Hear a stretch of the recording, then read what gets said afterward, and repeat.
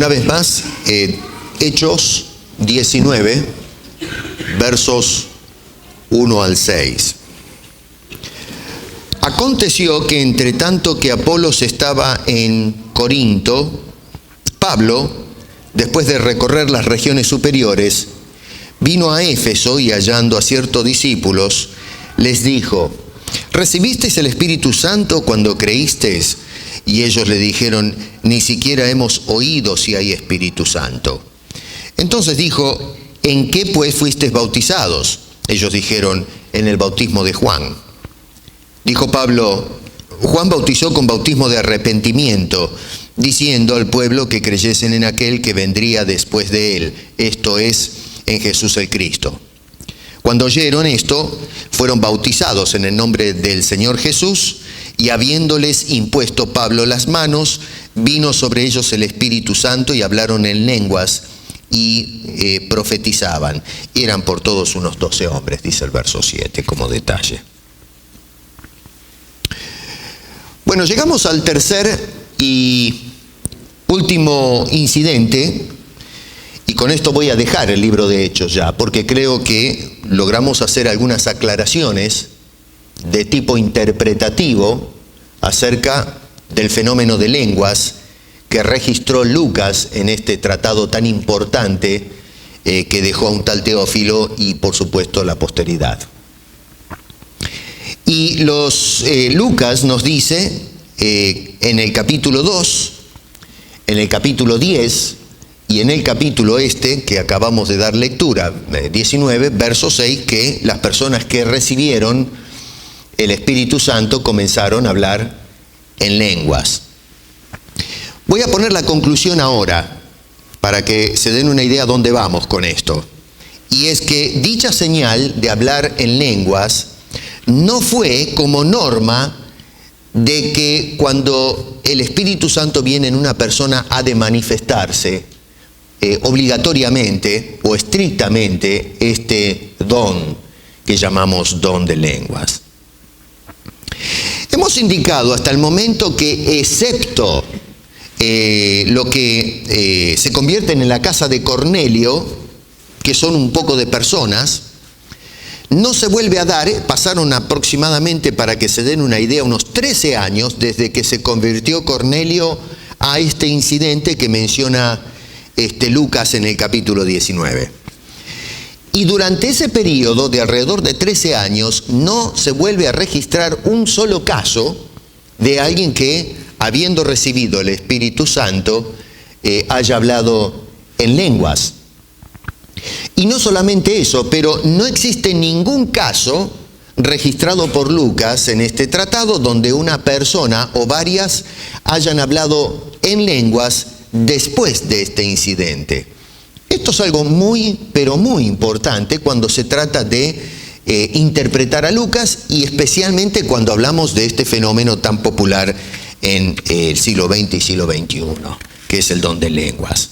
Así que Lucas nos muestra más bien que el don de lenguas no es la norma en la iglesia de los primeros 30 años, que fueron casos aislados, casos extraordinarios, y hemos estado explicando más o menos entonces, a la luz de lo que nos dice la Escritura y la historia, por qué razón se dio esta capacidad o esta señal en aquellos primeros años del cristianismo.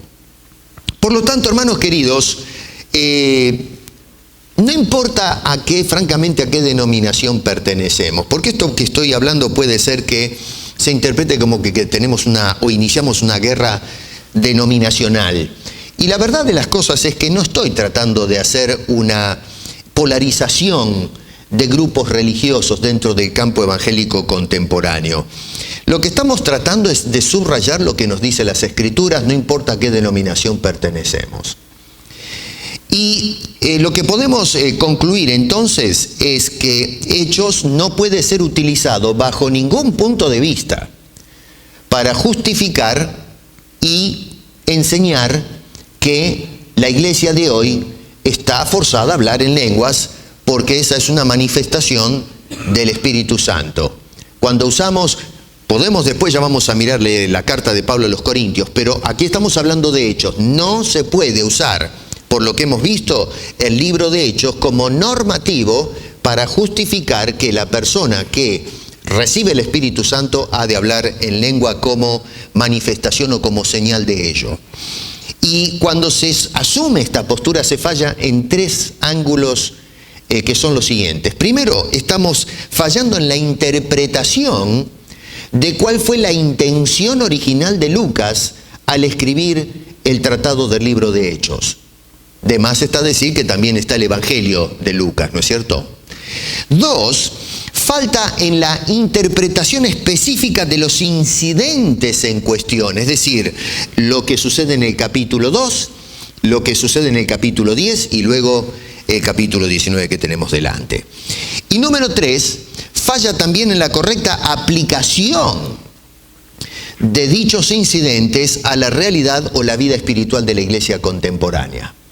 Tres áreas en donde realmente se comete un error terrible cuando se trata de usar este libro como plataforma para, de alguna forma, probar una doctrina que no es probable, que no se puede probar, a menos que hagamos una manipulación innecesaria y violenta del libro de Lucas o el libro de los Hechos escrito por Lucas.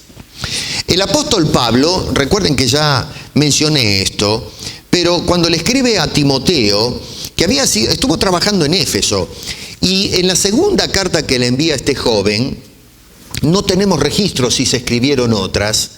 En el capítulo 2, verso 15, le dijo: preséntate a Dios aprobado, como obrero que no tiene de qué avergonzarse, que usa bien la palabra de verdad. Y esa palabra usar bien, ese término griego, es una sola palabra en realidad, es ordotomeo, que quiere decir cortar derecho, cortar en una forma recta, trazar en una forma correcta las escrituras. El tema de la interpretación no está supeditado al capricho de cada persona, tratando de justificar sus creencias en pasajes sueltos por aquí y por allá. Eso es manipular la Biblia. Eso no es dejar que Dios, en su revelación, nos hable a nosotros. Lo que estamos haciendo es nosotros hablándole a Dios como queremos que Él nos revele a sus misterios.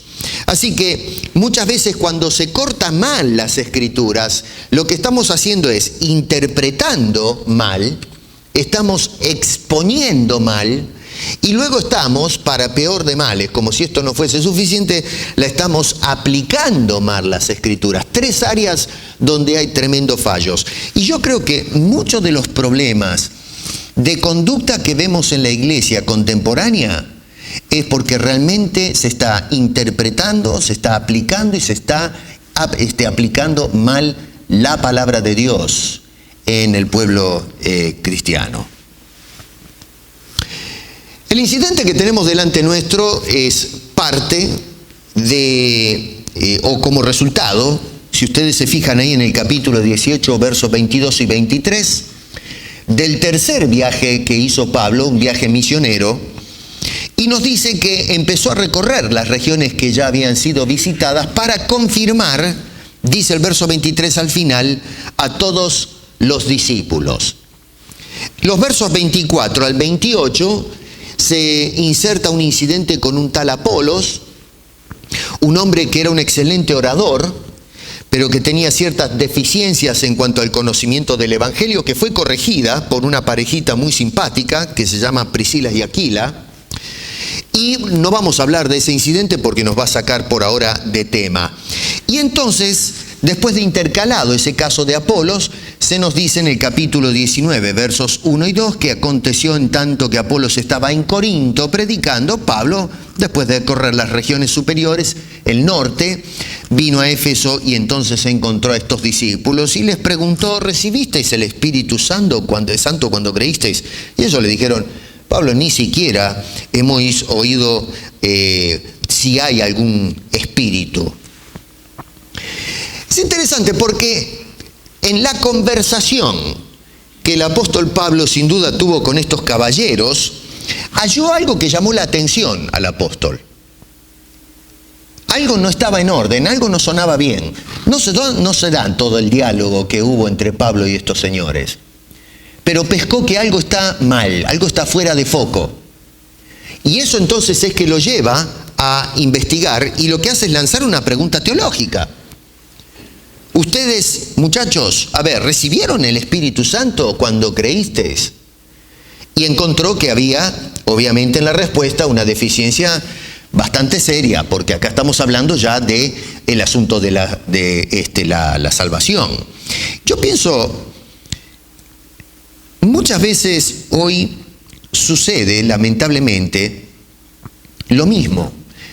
Topamos con personas que cuando hablan, la teología de ellos es deficiente. Cuando comenzamos a conversar y a hacer preguntas, primero notamos que el lenguaje o el vocabulario del supuesto discípulo de Cristo tiene huecos, hay agujeros negros ahí, y que se traga todo lo que es después su sistema de pensamiento, de ideas, y en última instancia es lo que determina cómo se conduce como cristianos. Y empezamos, aquellos que están un poco más avesados, a hacer algunas preguntas para sondear dónde está parada esta persona, no para competir con el grado de conocimiento que tenga. Si lo hacemos así estamos mal. Lo estamos haciendo para ayudarle a esa persona, llevarlo a la verdad, asegurarnos de que realmente es un hermano, que está salvo, y no que sea una persona que esté convencida de que es salva cuando a lo mejor no lo está. Y la verdad de las cosas, hay un ejército de cristianos que francamente tienen una deficiencia teológica, pero que es grave, es bastante seria. Por eso el apóstol Pablo, cuando nota este detalle, la conversación, insisto, no sabemos cuál fue la conversación, pero los delata. Y es por eso que Pablo hace esta hermosa pregunta allí, tan importante. ¿Recibisteis al Espíritu Santo cuando creísteis? Y ahí entonces cuando los agarró. Porque ellos le responden a este hombre diciendo, ni siquiera hemos oído si hay un Espíritu Santo.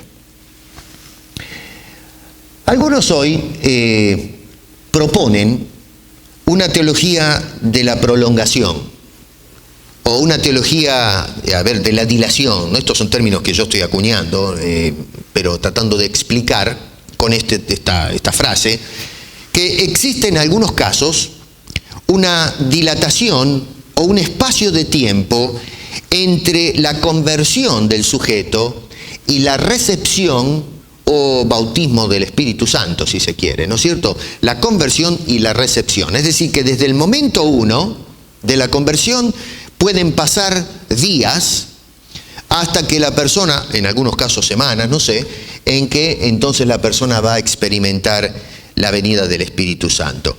Y algunos agarran y usan Hechos capítulo 8, donde vemos el caso de Felipe predicando a los samaritanos, eso lo vimos la semana pasada, lo invito a que vuelva otra vez para revisar eso, y nos dice que si bien es cierto que la gente creyó a la predicación de Felipe y fueron bautizados ritualmente, no cayó sobre ellos el Espíritu Santo, sino hasta cuando llegó la noticia a Jerusalén y enviaron una embajada para investigar qué era lo que estaba pasando allí.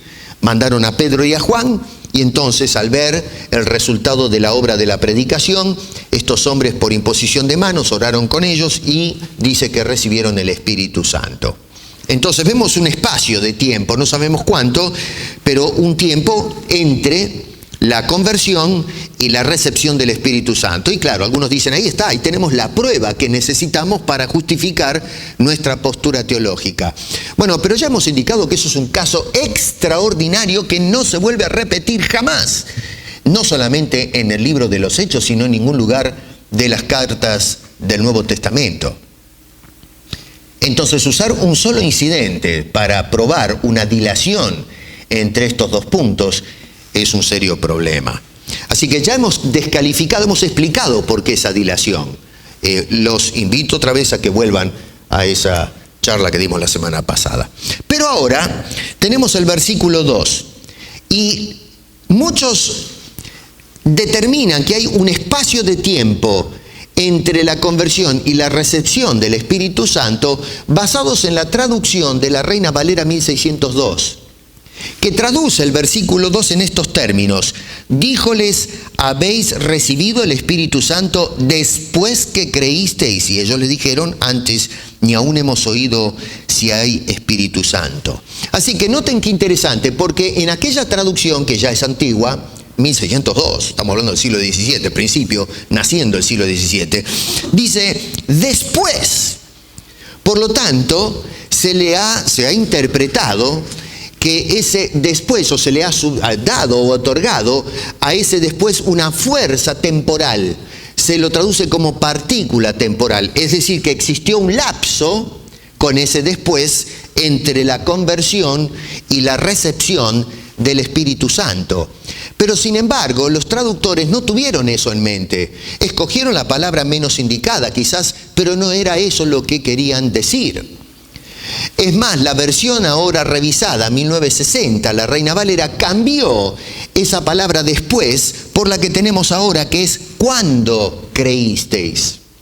Dicho de paso, en el griego no aparece ninguna de estas dos palabras, ni cuando ni después. En realidad aparece una sola palabra. No existe en el griego una partícula temporal que determine que hay un espacio de tiempo entre la conversión y la recepción del Espíritu Santo. Acá lo que tenemos son dos participios, insisto, en el idioma original, recibisteis y creísteis, que son simultáneos. En otras palabras, lo que está haciendo es todo lo contrario a lo que han interpretado algunos.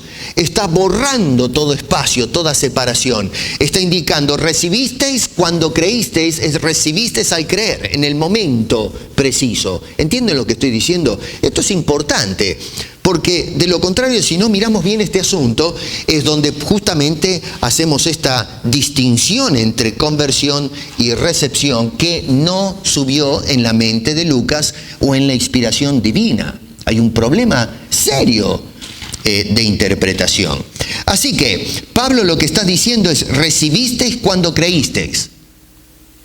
Eso es lo que está indicando este hombre. Desafortunadamente, debido a una falta de investigación responsable en la exégesis actual, se atribuye entonces un lapso temporal entre estos dos puntos o estas dos acciones. Por otro lado, fíjense en el contexto, porque si dejamos de lado todo el problema semántico de la gramática, noten que cuando les pregunta ¿en qué fuisteis bautizados?, es la pregunta ¿cuándo escucharon de Jesús? ¿Entienden?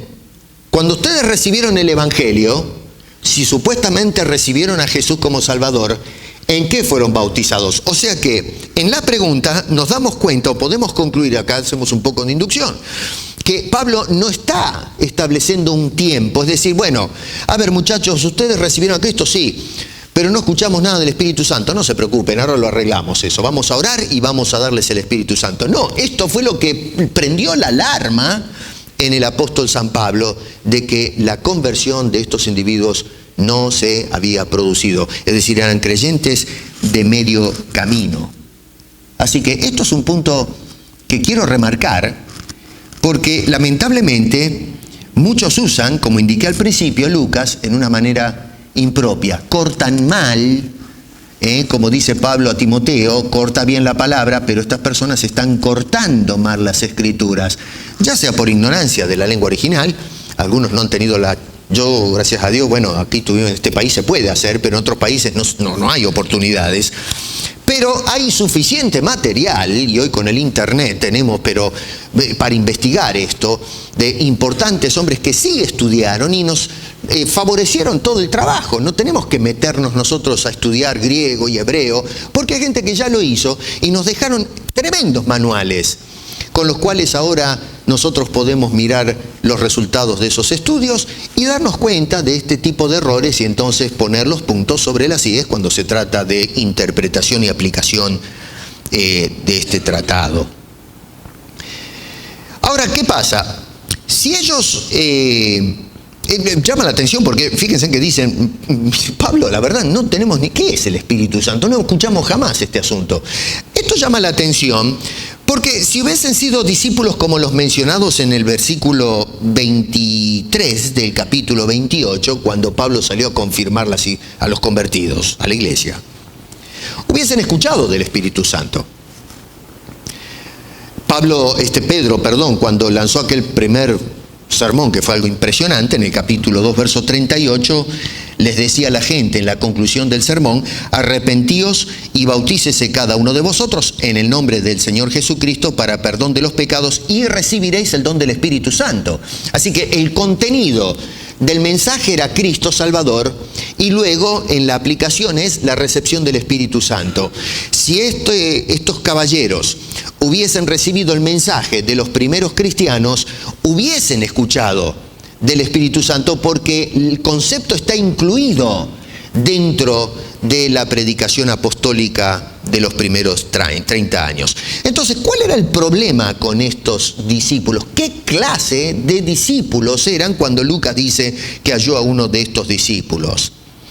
En el versículo 3 dice: ¿en qué fuisteis bautizados? Ellos dijeron: en el bautismo de Juan. Bueno, pero paremos otro poquito, porque cuando vamos a Mateo capítulo 3, que ya lo hemos visto, en el versículo 11, parte de la predicación de Juan contenía esto: yo a la verdad os bautizo en agua para arrepentimiento, pero que el que viene tras mí, cuyo calzado yo no soy digno de llevar, es más poderoso que yo.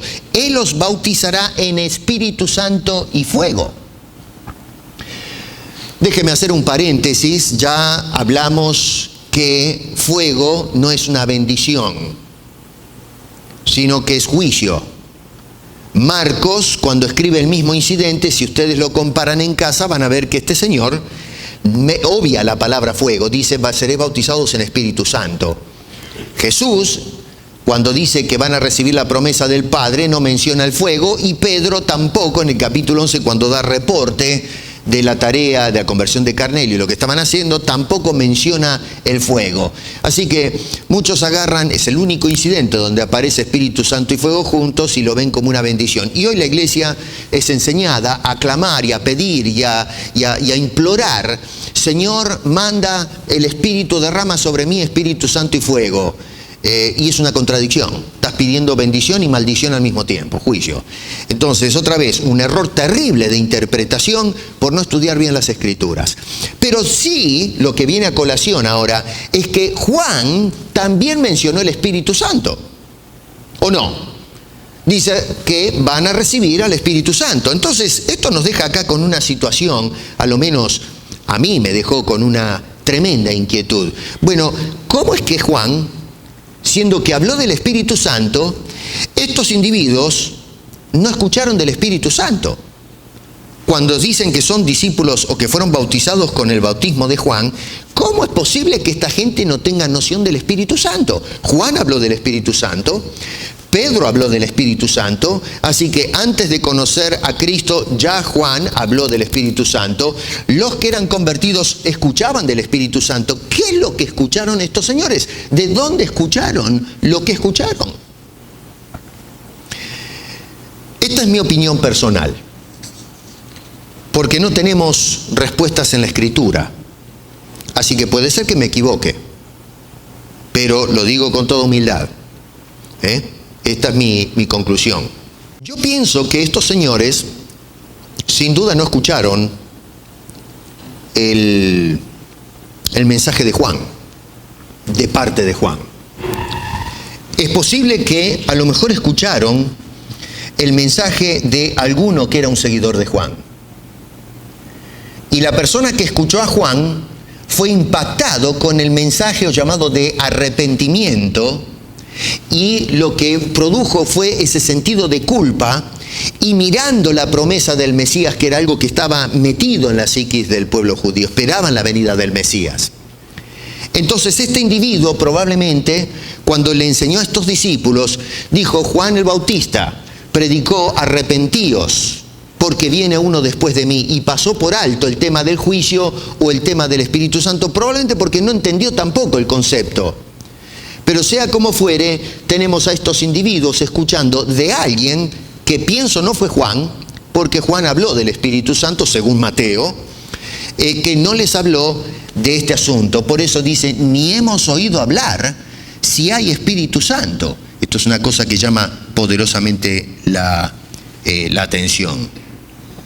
Así que tenemos en definitiva, lo que sí sabemos es que estas personas tenían un evangelio incompleto, un evangelio deficiente, algo que realmente no podía ofrecerles a estos individuos, por más que estén convencidos de ellos, de algún beneficio para la vida eterna. Es decir, que el evangelio contiene el sacrificio, la resurrección y la exaltación de Cristo, y luego se introduce la bendición de ser sellados, de ser bautizados con Dios en nuestras vidas en el Espíritu Santo, y nada de esto parece que existía en el vocabulario de estas personas. Por eso Pablo, cuando los escuchó hablar, dijo, acá hay algo que falta.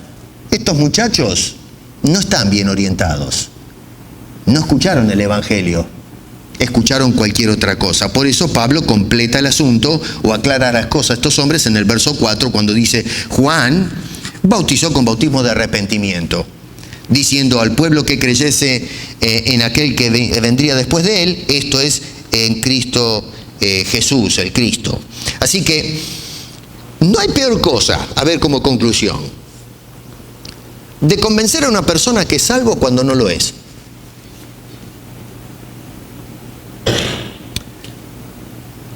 Y no solamente los predicadores, pero todos los creyentes tenemos que tener cuidado en esto. Que cuando presentamos el Evangelio, no un evangelio. Apolos, después en casa observen este caso, estaba predicando un evangelio deficiente hasta que fue corregido y le dieron toda la información. En Gálatas Pablo está indicando que no existe otro evangelio porque dentro de la iglesia en Galacia alguien o algunos estaban predicando un evangelio adulterado. Y evangelio adulterado o incompleto no salva. Es decir, no estamos dándole la gran noticia o la buena noticia a la persona. Y desafortunadamente a veces hoy se le hace creer a mucha gente que han nacido de nuevo, pero no están nacidos de nuevo. Hemos visto el caso de Simón el Mago en Hechos capítulo 8, que pensaba que con escuchar y ser sorprendido con las señales que hacía Felipe, que en realidad no era Felipe, era Dios, o Cornelio, que hacía unas buenas obras, un hombre devoto a Dios, pero que realmente con todo lo que hacían no estaban en orden con Dios. Cuidado con esto.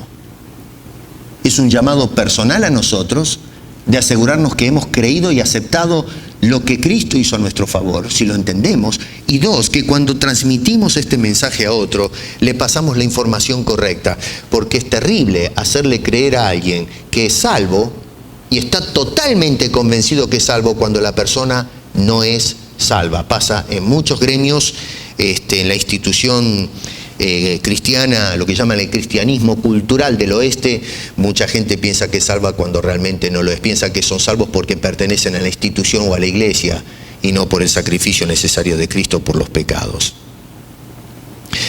Pero si este incidente privado que envolvió a unos pocos discípulos, según el verso 7, 12 personas nada más, si no es normativo para la iglesia, si Lucas no lo escribió para que se siga aplicando este principio de que si recibimos el Espíritu Santo en el momento de la conversión, la persona va a hablar como testimonio a ello, el hablar en lenguas. Entonces, ¿por qué recibieron el don de lenguas? Si no es normativo, ¿por qué estos discípulos recibieron el don? No cabe duda que es un caso aislado, como lo fue el caso de Cornelio en el capítulo 10. Y no se vuelve a repetir, vuelvo a indicar esto en el libro de los Hechos. ¿Para quién fue esta señal? ¿Fue para la iglesia? ¿Fue para alguna persona? Para Pablo no fue. Porque Pablo a estas alturas está totalmente convencido que este evangelio ya está predicando, había puesto su centro de operaciones en Antioquía, acá está viajando en la zona de Éfeso. Y entonces este hombre ya tenía clara la cosa, de que la iglesia es judíos y gentiles. Cuando escribe la carta a los Efesios dice que el muro de división, Cristo lo tiró abajo. Así que se forma un solo pueblo. Así que acá el problema, Pablo no necesita reconfirmarse, que Dios tenga que todavía ajustar tornillos flojos. Ya trabajó Dios con Pablo. Así que no es Pablo el receptor de esta señal. Pero entonces, ¿quién? Y bueno, lo único que tenemos son los discípulos de Juan. Personas que habían absorbido el concepto del arrepentimiento y bautismo de Juan, esperando el Mesías, pero todavía no entraba, siendo estos judíos, discípulos de Juan, no son gentiles, que entre el concepto de formar parte de esta iglesia. Estos hombres bien podrían haber dicho, si no había alguna manifestación, una señal, hubiesen dicho, estamos todos locos, nosotros seguimos siguiendo a Juan, porque si no nos metemos en un lío. Puede ser que en un sentido más amplio, la señal fuere también para algunos judíos caprichosos todavía. En el contexto, no sé, acá estoy especulando, pero notamos en los versículos que siguen adelante, que, verso 8, entrando Pablo en la sinagoga, habló con denuedo por espacio de 3 meses, discutiendo y persuadiendo acerca del reino de Dios, pero endureciéndose algunos y no creyendo, maldiciendo el camino, delante de la multitud se apartó Pablo de ellos, etc. Así que había personas en la predicación en la sinagoga, que probablemente judíos, que no querían saber nada. Y luego había, más adelante, a ver si lo encuentro esto, pero... dice en verso 17 que fue notorio a todos los que habitaban en Éfeso, así judíos como griegos, y tuvieron temor todos ellos y eran magnificado el nombre del Señor Jesús. Probablemente la señal también a esta gente de que lo que había sucedido en Jerusalén y en casa de Cornelio, aunque no se explica que anunciaran esto, que esto había llegado a las personas. Así que en definitiva, con esto lo que sacamos es que fue una señal particular, algún caso privado. Que era señal probablemente a estos individuos, justamente porque tenían que ser confirmados de que lo que Pablo estaba predicando, no lo que había predicado Juan, era el evangelio correcto. ¿Me explico lo que estoy diciendo? Sea como fuere, no se vuelve a suscitar un caso semejante a este. ¿Qué sacamos de este incidente que tenemos acá? ¿Para qué lo puso Lucas?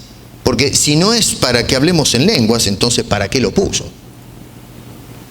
¿Qué cosa podemos sacar nosotros hoy de este incidente? Bueno, al menos creo yo que por lo menos 3 cosas. 1, el evangelio efectivo, defectivo, debo decir, no dirige a la salvación. Un evangelio incorrecto, un evangelio con defecto, no dirige a una persona a los pies de Cristo. No se trata de qué opinamos. No se trata de que yo sea discípulo de una idea o de un heraldo como los contemporáneos, hombres de retórica y hombres que mueven masas, y que sigamos a muerte a esa persona, fanático de esa persona. Eso no salva. Es un evangelio deficiente. Eso es lo que aprendemos, entre otras cosas, de este incidente. Segundo, si no se recibe el Espíritu Santo en el momento de la conversión, esta salvación tampoco existe. No hay persona que diga que sea salva sin tener o sin haber sido bautizado con el Espíritu Santo. Hoy hay muchos que dicen que sí, que se puede ser salvo, pero todavía sin haber recibido el Espíritu Santo. No, eso no funciona así. Y la tercera cosa que podemos sacar es que el haber sido bautizados en agua sin haber aceptado a Cristo como Salvador personal no es garantía de que se pertenece a la iglesia de Cristo. El bautismo ritual no salva. Es Cristo el que salva. Estos señores ya habían sido bautizados en bautismo de arrepentimiento, pero el hecho de que se hayan arrepentido y se hayan bautizado no los integra en la iglesia. Hoy la institución romana dice que para ser parte de la iglesia hay que celebrar el primer sacramento, que es el bautismo. No, la Biblia nos dice claramente que una persona mojada no necesariamente está incluida en el cuerpo de Cristo Jesús. Tiene que aceptar a Cristo y entonces ser bautizados, que implica la introducción de esa persona al pueblo redimido de Dios. Así que hemos mostrado entonces que en estos 3 pasajes del libro de Hechos que mencionamos, que la manifestación del don de lenguas no es la norma en el libro. ¿Entendieron eso? Les he explicado esto a fondo para que entiendan que no es la norma del libro de Hechos. Así que no fue la intención de Lucas cuando se puso a escribir estas cosas de hacer el planteamiento que cada persona que reciba el Espíritu Santo va a hablar en lenguas. Eso es introducirle una idea al libro de Hechos, no dejar que las ideas salgan del libro de Hechos hacia nosotros. Lucas nunca le quiso enseñar a Teófilo: mira, Teófilo, te estoy escribiendo para que sepas que si aceptaste a Cristo como Salvador y fuiste bautizado con el Espíritu Santo, tenés que hablar en lenguas. Eso es una barbaridad, es un disparate. ¿Cómo llegamos a esa conclusión? Y si no lo hizo para Teófilo, tampoco podemos hacerlo para nosotros, porque esa no es la intención de Lucas cuando escribió este tratado. Segundo, la manifestación del Espíritu Santo no es rigurosamente hablar en lenguas. La gente recibió el Espíritu Santo y muchos, o la mayoría de todos los que recibieron al Espíritu Santo, no hablaron en lenguas. Por lo tanto, entonces, la recepción de ese Espíritu no indica, o mejor dicho, el hablar en lenguas no necesariamente indica que hemos recibido el Espíritu Santo. Y el haber recibido el Espíritu Santo tampoco implica que vamos a hablar en lenguas. Y tercero, Lucas no redactó estos 3 incidentes, quizás 4, como indiqué, si tomamos en cuenta el incidente dudoso, capítulo 8 en Samaria. Pero estos 3 incidentes no los redactó para enseñar que estos casos aislados van a suceder en el resto de la historia de la iglesia, especialmente en los últimos 2 siglos, donde comenzó una explosión, y ahora en el siglo XX y XXI, ni hablar, ¿no es cierto? Una explosión, una devoción, una casi desesperación por abrazar este don sobrenatural. Estos 3 pasajes aislados son usados entonces hoy para dar una justificación y una autoridad bíblica que no es válida a las lenguas, que sin duda es algo innegable que sucede en la iglesia. No voy a negar de que no sucede el fenómeno, pero encontramos que Lucas no es un libro, o Lucas o Hechos no es un libro, una carta que nos sirve como plataforma para fundamentar la tesis de que el don de lenguas es el resultado definitivo de que somos creyentes que hemos recibido el Espíritu Santo. Yo recuerdo una vez que alguien me dijo: ¿usted habla en lenguas? No. Entonces no es salvo, me dijo la persona. ¿Con qué autoridad? ¿Con qué atrevimiento juzga la salvación por el mero hecho de que una persona no hable en lenguas?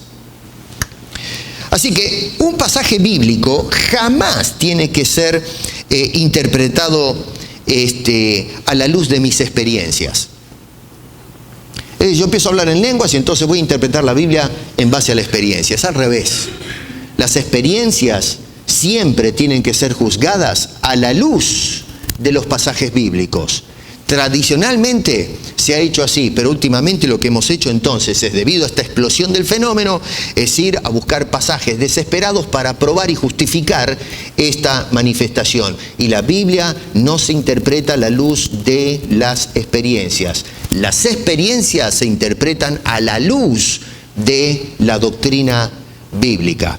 Si nosotros vamos a tomar estos 3 casos aislados para probar que hoy día debe continuar el don de lenguas, y acá no voy a hablar de continuar o cesar este don, ya voy a hablar eso en Corintios, pero si vamos a usar estos pasajes para probar la continuación del don de lenguas, porque aparecen 3 incidentes nada más, tenemos que agarrar un montón de incidentes en el libro de Hechos y hacerlos continuar, porque aparecen en el libro de Hechos.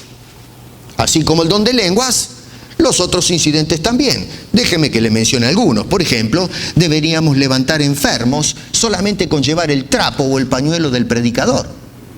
Porque nos dice el verso 12 de este pasaje que de tal manera que aún se llevaban a los enfermos, se llevaban a las personas enfermas los paños o delantales de su cuerpo, del cuerpo del apóstol, y las enfermedades se iban de ellos y los espíritus malos salían. Está en Lucas, en Hechos. Por lo tanto, si esto es normativo, lo de las lenguas, también esto tiene que ser normativo porque aparece en el libro de los Hechos. Así que tendrían que llevar mi pañuelo, si después si lo quiere, lléveselo, por favor, y trate de ver si se le cura la enfermedad que tenga. Otros dirán, bueno, es que usted no tiene el don. Bueno, llévele el pañuelo de las medias del predicador. Pero vamos, por favor. Otro caso, que la gente se caiga muerta en los santuarios por hacer un uso incorrecto en las ofrendas. Tenemos ahí en el capítulo 5 el caso de Ananías y Zafira, que por haberse portado bien con el problema de las ofrendas, las intenciones que tenían en el corazón, ¡pum!, cayeron muertos delante de todos. Hoy yo creo que el 70% de los creyentes se caen muertos en los santuarios, porque con el tema de la ofrenda somos un desastre. Si vamos a continuar las experiencias del libro de los Hechos. Deberían sacar a todos los enfermos internados en hospitales, en hogares y en geriátricos, en las calles, para que la sombra de los predicadores los toque y sean restaurados. Porque nos dice en Hechos capítulo 5, verso 15 en adelante, que sacaban los enfermos y la sombra de Pedro los tocaba. Ahora, cuidado. Imagínense Young Street, toda la lista a la izquierda y a la derecha, todos los enfermos en sus camas, paralíticos, gente arruinada, todos haciendo cola. Y pasan los predicadores, pero hay que hacerlo cuando hay sol. Porque si está nublado, sonamos. Porque tiene que caer la sombra. Perdonen el sarcasmo, pero es que es ridículo, es infantil lo que se hace con las escrituras. Así que tenemos que esperar que salga el sol, mirar el servicio meteorológico, sacar los enfermos y caminar para que la sombra, y tiene que ser a cierta hora del día, porque si es a las 12 del mediodía no hay sombra, la sombra está abajo. Así que hay que hacerlo cuando sale el sol o cuando se pone. Ponerlos a todos y mirar de qué lado, porque si usted viene el sol de aquel lado, la sombra apunta para allá, pero si pasó el sol, la sombra apunta para el otro lado. A mí, por favor, ¿se dan cuenta? Otro incidente, deberían resucitar los muertos, a lo menos algunos cristianos, porque tenemos un caso de resurrección cuando Dorcas se enfermó y se murió. Y entonces esta mujer fue levantada. Yo no sé de ningún caso, hay uno de un gran predicador de estos charlantines que hay ahora, que dice que levantó un muerto, y cuando los periodistas vinieron a decirle, bueno, usted dijo que levantó un muerto, ¿cuándo sucedió? Bueno, yo no a mí me dijeron que se levantó un muerto, y trató de hacer la gambeta, hizo un papelón de calibre mayor. A ese hombre le siguen multitudes y no se toma nota de las barbaridades que dicen. Pastores encarcelados por causa de la causa deberían ser librados con tremendos terremotos y movimientos teutónicos. Hechos 16, Pablo fue liberado de esa manera. Cualquiera que, no importa a qué denominación pertenezca, considere que estos casos son risorios, digo yo, pero a ver, ¿por qué no es risorio asumir entonces que por el hecho de que unas personas hablaron en lenguas, casos aislados, en el libro de Hechos, tiene que ser aplicado, perpetuada la señal en el siglo XXI en la iglesia contemporánea? Si vamos a ser consecuentes con esa interpretación, tenemos que agarrar todos estos casos que aparecen también en el libro de Hechos, que son casos extraordinarios, que tuvieron su manifestación por una razón específica, y tendríamos entonces que verlos desarrollarse en la iglesia contemporánea. Definitivamente los que tienen dos dedos de frente dicen, no puede ser, no vamos a aplicar esos casos. Bueno, si no vamos a aplicar a esos casos a la iglesia contemporánea, tampoco debemos aplicar estos tres casos extraordinarios donde las personas hablaron en lenguas en el libro de los Hechos. Así que, mi querido hermano, y para terminar, no hay tampoco ninguna referencia en este libro de los Hechos que las lenguas que hablaron estas personas fueron angélicas. Al contrario, en el estudio de la semántica, lo que hablaron son lenguajes humanos. Es más, déjeme decirle una cosa. No creo que en la Biblia encontramos justificación para que tengamos absoluta certeza que en el cielo se hablan lenguas angélicas. Solamente hay un solo pasaje que lo vamos a ver en los días venideros. Capítulo 13, verso 1 de Primera de Corintios, donde el apóstol Pablo menciona lenguas humanas o angélicas. Es el único lugar Y en ese caso pienso yo que es más un sarcasmo. Estoy un poco de acuerdo con MacArthur en esa interpretación, donde dice que es más un sarcasmo que el de decir de que existe este lenguaje. Y si existiese ese lenguaje, ¿cuántos idiomas hablan en el cielo? ¿Cómo es eso de lenguas? Quiere decir que ya hablé de este asunto, ¿se acuerdan? Un ángel se encuentra con otro y dice, mira, no nos entendemos vos y yo, vamos a buscar un traductor porque la verdad, vos venís de otra parte del cosmos, de otro lugar en el cielo y no me enseñaron, no aprendí ese idioma, así que I'm sorry, no nos podemos comunicar. Y Dios, bueno, ¿en qué idioma se comunica con los ángeles? ¿Se conoce todos los idiomas? Empezamos a entrar en el jugueteo infantil y adolescente con este tema. Cuando vamos al libro de Apocalipsis, se nos dice que todos cantaron un cántico nuevo, un cántico en un idioma, o cantamos en un montón de idiomas de ángeles. ¿Se dan cuenta? No hay evidencia bíblica que en el libro de Hechos se está hablando de lenguas, esos tarareos sin sentido, o lenguas de ángeles. Se habla de lenguas seculares, lenguas humanas o étnicas. Y se hizo para dar señal a los judíos y para, por supuesto, propagar rápidamente el Evangelio de Cristo en un imperio que comenzó a perseguir en el primer siglo y quería exterminar esta obra extraordinaria de la gracia de Dios. Así que el don de lenguas fue para justificar que se lleve a cabo el tema del libro de Hechos, la gran comisión. Capítulo 1, verso 8 es el corazón. Me seréis testigos desde Jerusalén hasta lo último de la tierra, pasando por Judea, Samaria y todo lo demás. Y eso es lo que quiere probar este hombre. Y lo que explica el libro de Hechos entonces es cómo Dios llevó a cabo esa promesa, ese proyecto de llevar el Evangelio hasta la última de la tierra. Y todavía hoy, en la iglesia del siglo XXI, continuamos haciendo esa labor que fue plasmada en ese versículo del libro de Hechos.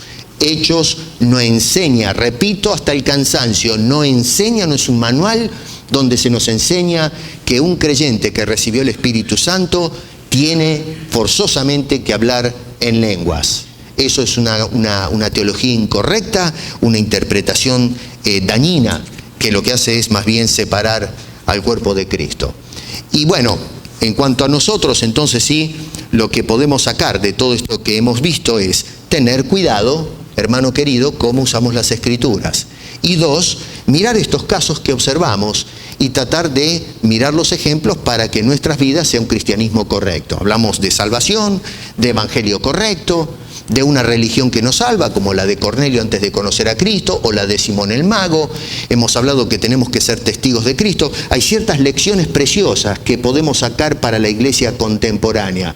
Deja las lenguas de lado, abre tu lengua y predica a Cristo muerto, resucitado, exaltado, y a Dios bautizando con el Espíritu Santo, introduciendo un nuevo pueblo a la iglesia de Cristo para gloria de nuestro Padre Celestial y vida eterna. Quiera Dios que esto nos haya ayudado a poder entender este tema tan importante, y la semana que viene vamos a iniciar entonces con un análisis de Primera de Corintios, que es el corazón del debate, especialmente el capítulo 14, donde Pablo aborda el tema de lenguas, y donde, por cierto, déjeme darle un anticipo, Pablo no está dando licencia, no está diciendo a la iglesia hablen en lenguas, al contrario, está diciendo corten las lenguas, paren la mano, y vamos a mirar eso con más detalle. Padre, te damos gracias por tu santa palabra. Gracias por tu palabra, Señor. No por los que interpretan cualquier cosa. Por ellos no te damos gracias. Porque hacen daño. Porque nos están guiando al error. Estamos interpretando mal las cosas. Y hoy la iglesia está dividida por cuestión del don de lenguas y otras cosas, en lugar de ser una iglesia unida. Aparta los divisores. Y trae otra vez, Señor, el principio de unidad que predicó el apóstol Pablo. El principio de unidad que tú mismo, Señor, declaraste. Que estemos aferrados a ti, que estemos agarrados de ti. Ser un solo pueblo, así como tú eres uno con el Padre. Padre, al terminar este servicio, te rogamos tu bendición y te lo pedimos todo en el nombre precioso de Cristo Jesús. Amén.